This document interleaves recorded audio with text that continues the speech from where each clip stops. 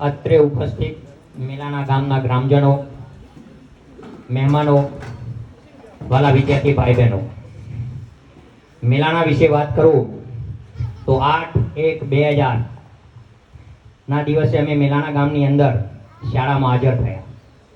ત્યારે ગામની પરિસ્થિતિ શિક્ષણની દ્રષ્ટિએ ખૂબ કથરેલી હતી. આજે મારે 25 વર્ષ 6 મહિના અને 20 દિવસની શૈક્ષણિક યાત્રા પૂર્ણ થઈ. મેલાના ગામમાં જ્યારે અમે આવ્યા ત્યારે મેલાનાની પરિસ્થિતિ ખૂબ જ ખરાબ હતી. અમે રાકેશભાઈને બંને જોયું કે સાલું આની અંદર શિક્ષણની કરવત બદલવી હોય તો શું કરવું પડશે એમ. અમે 10-15 દિવસ તો બાળકોનો અભ્યાસ કર્યો કે બાળકો ઈચ્છા થાય તેટલા વાગે આવે, ઈચ્છા થાય તેટલા વાગે વયા જાય. કોઈ લગર વગર આવે, નખ કાપેલા ના હોય, લેસન ન લાવે, બહુ અઘરી પરિસ્થિતિ હતી. રાકેશભાઈ બંને નક્કી કર્યું, ન ધરા સુધી ન ગગન સુધી આપણે પહોંચવાનું છે બાળકના મન સુધી. નક્કી કરીને શિક્ષણની કરવત બદલવાનો અમે શરૂઆત કરી. શિક્ષણની કરવત બદલવાની શરૂઆત કરી. થોડોક સમય થયો અને ભૂકંપ થયો. 26/1/2000 ના રોજ ભૂકંપ થયો. 1,78,000 રૂપિયાની ગ્રાન્ટ આવી અને નવી નિર્માણ સ્કૂલનું સર્જન કરવાની વાત. જૂની સ્કૂલની ગ્રાન્ટ આવી રિપેરિંગ કરવાની 1,78,000ની. રાકેશભાઈને બે અમે મેદાનમાં બેઠા હતા. મહેસાણા GJ2 પાર્સિંગની 44 ગાડી આવી અને અમને 1,78,000 રૂપિયાનો ચેક આપ્યો કે આ સ્કૂલ રિપેર કરવાની છે. મેં કીધું 17,800 હોઈ શકે. એટલે મેં પાછું એકમ દશક 100 ઘણું કીધું, સારું કેમ આટલા બધા પૈસા આવ્યા છે, સ્કૂલને તો કંઈ થયું નથી, આટલા બધા પૈસા.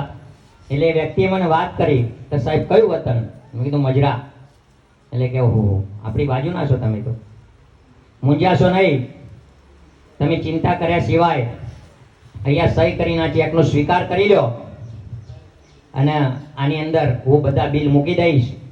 રાકેશભાઈને 50,000 રૂપિયાની ઓફર આપી, મને પણ 50,000ની ઓફર આપી કે તમને બંનેને 50,000 રૂપિયા અમે રોકડા આપી દઈશું, તમારે માત્ર 5 અક્ષરની સહી કરવાની છે. ત્યારે મેં એમને કીધું કઈ વસ્તુ સાહેબ આજે પણ નહીં બને, કાલે પણ નહીં બને. ત્યારે એમને મને કીધું કે તમારે કેટલી ઘરે જમીન છે, કેટલો પગાર છે? ત્યારે મેં કીધું મારા ઘરે તો 2 વીઘા જમીન છે, 2,500 રૂપિયા પગાર છે. મને કે સાહેબ 50,000 રૂપિયા એટલે 20 પગાર કહેવાય. મેં કીધું 20 કહેવાય કે 200 કહેવાય? આ 50,000 રૂપિયા લઈને 5 લાખ રૂપિયાનું દવાખાનાનું મારા આમંત્રણ આપવાનું નથી. એટલે મેં એ વખત તમે રાકેશભાઈ બંને સ્વીકાર્યા નહોતા. ગામ લોકોને ભેગા કર્યા કે ભાઈ આપણી સ્કૂલમાં 1,78,000 રૂપિયાનો ચેક આવ્યો છે. ત્યારે ગામના ઉત્સાહી વ્યક્તિઓ બધાએ કીધું કે આપણે એ સ્કૂલની અંદર બાળકોને હવે બેસવા દેવા નથી. ત્યારે ગ્રામ પંચાયતે આ પ્લોટની ફાળવણી કરી અને 2001ની અંદર આ સ્કૂલનું સર્જન કરવાની શરૂઆત કરી. ત્યારે એ સમયે અહીંયા ગૌચર જમીન હતી, તેમ છતાં અમે સ્કૂલની શરૂઆત કરી બનાવવાની. 24/11/2001 એટલે માત્ર 9 મહિના અને 28 દિવસની અંદર આ સ્કૂલનું બિલ્ડિંગ ખડકી નાખ્યું. અને આજે તમે નંદનવન જોઈ શકો છો. દાતા દાન આપી શકે, બાકી વૃક્ષ ના ઊભું કરી શકે. એ આજે અમે અહીંયા સાબિત કરી બતાવ્યું છે કે તમે ગમે તેવો અધિકારી લાલ પીરો થઈને આવે, જ્યારે અમારા ગેટ ઉપર આવે એટલે ગમે તે ઢીલો પડી જાય. અમને એક અધિકારી આવ્યા હતા અમારા ઘોઘા તાલુકાના, ક્રોસ વેરિફિકેશનમાં ગુણોત્સવમાં આપણે આ શાળાનો A++ ગ્રેડ મળ્યો હતો. આવ્યા હતા, દરવાજા આવીને સાહેબ ખુશ થઈ ગયા. સત્યો જોતા જોતા આવ્યા, ઓફિસમાં આવ્યા કે સાહેબ અમારે હવે કંઈ જોવું નથી. મેં કીધું નહીં સાહેબ, હજી તો મંદિર જ જોયું છે, મૂર્તિ જોવાની તો તમારે બાકી જ છે.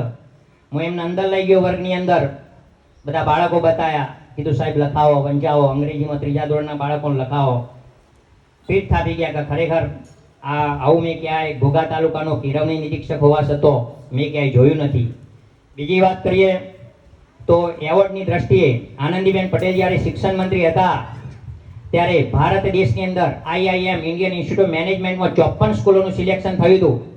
ત્યારે ભાવનગર જિલ્લાની 2 સ્કૂલોનું સિલેક્શન થયું હતું. એમાં એક સિહોરની વારુકટ અને એક વલભીપુરની મેલાણા. એ પણ આપણને એવોર્ડની દ્રષ્ટિએ તો કોઈ પણ એવોર્ડ આપણે બાકી મૂક્યો નથી. અંતમાં એટલું જ કહીશ તો મારા જેવા શિક્ષક મેલાણાને મળશે, પણ મેલાણા જેવું ગામના બાળકો ગામના લોકો અને મિલાણા જેવો સ્ટાફ અને મારા નાના ભાઈ જેવા મયુરસિંહ જેવા આચાર્ય મને ક્યારેય નહીં મળે. અસ્તુ.